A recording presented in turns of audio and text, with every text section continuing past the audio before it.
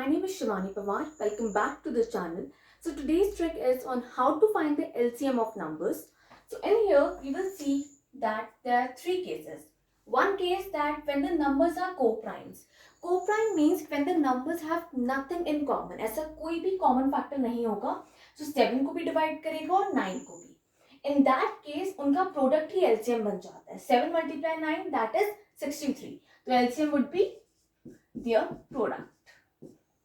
Second case is when the numbers are the multiples of each other. एक number दूसरे का multiple हो जाएगा, other one will be the factor. तो यहाँ पे जो आपका लोएस्ट कॉमन मल्टीपल होगा वो that will be the biggest number. अगर वो एक दूसरे के टेबल में आते हैं और वी कैन सी वो एक दूसरे की मल्टीपल्स हैं, so the biggest number will be the LCM.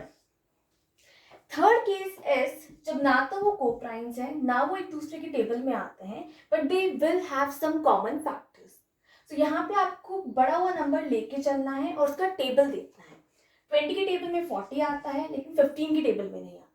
20 के टेबल में 60 आता है जो 20 और 15 दोनों के टेबल में आता है. So it means 60 will be the LCM in this case. So in all three cases you can find the LCM in very few seconds with the practice. So if you like the video, please like, share and subscribe. Thank you for watching.